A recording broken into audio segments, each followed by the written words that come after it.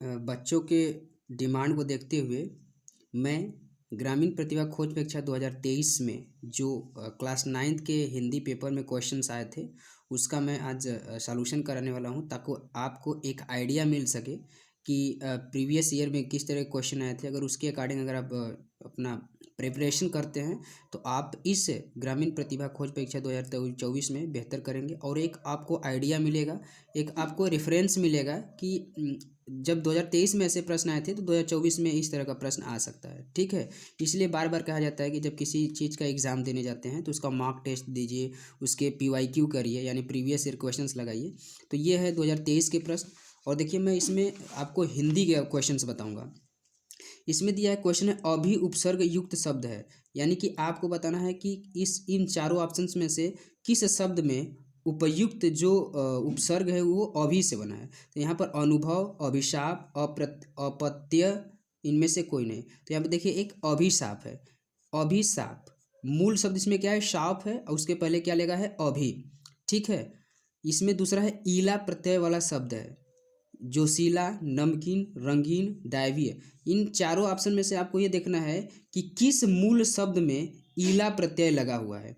ठीक है, तो प्रत्यय जो है मूल शब्द के अंत में लगता है, वहीं पर अगर उपसर्ग की बात करते हैं तो मूल शब्द के पहले लगता है। तो यहाँ पर ईला जोशीला शब्द में लगा हुआ है। ठीक है, जोश प्लस ईला। तीसरा है घुड़सवार का समास विग्रह है, यानी ये जो घुड़सवार शब्द बना हुआ है इसका समास विग्रह क्या होगा। घोड़े का सवार, घोड़ा और सवार, घोड़े पर सवार, घोड़े पर सवारी, इसका हो जाएगा घोड़े पर सवार। ठीक है, अगला है रेखांकित शब्द का विलोम चुनकर लिखिए, वह दयालु नहीं ब्लैंक है। यानी कि अगर वह दयालु नहीं है, वह दयालु नहीं है, यानी कि उसका क्या हो जाएगा, दयावान, अधीर, निर्दयी, निर्दय, निर्दयी। ठीक है, इसका क्या हो जाएगा, निर्दयी हो जाएगा। अगला है निम्नलिखित में से सिंह का पर्यायवाची नहीं है। आपको इन सवाल को पढ़ना, इसमें सिंह का पर्यायवाची कौन है ये नहीं पूछ रहा है, पूछ रहा है कि निम्नलिखित में से सिंह का पर्यायवाची नहीं है। पहला है शेर, दूसरा केसरी, तीसरा मृग, चौथा मृगराज।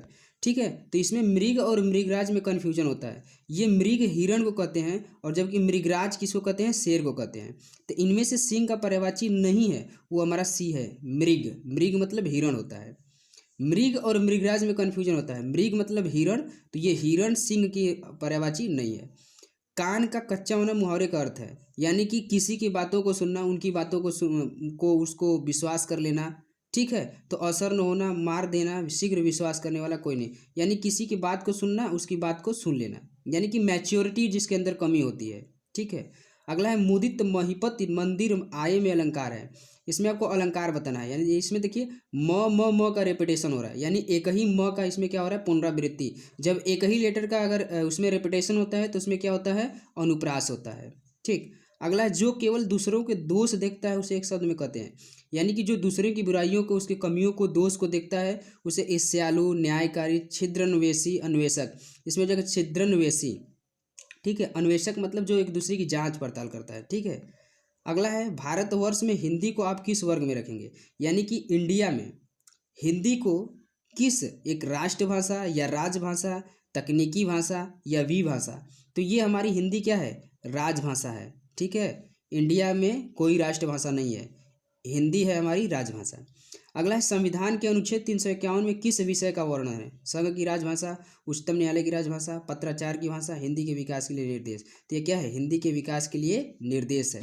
और संघ की राजभाषा आर्टिकल 343 में है, और उच्चतम न्यायालय की ये जो राजभाषा है 348-49 में होता है। ठीक है, तो ये है हिंदी से रिलेटेड जो पिछले साल प्रश्न आए हैं, और बाकी मैं ऐसे ही क्लास का छोटा छोटा वीडियो बनाकर आपको एक आइडिया के लिए लेकर आता रहूँगा। धन्यवाद।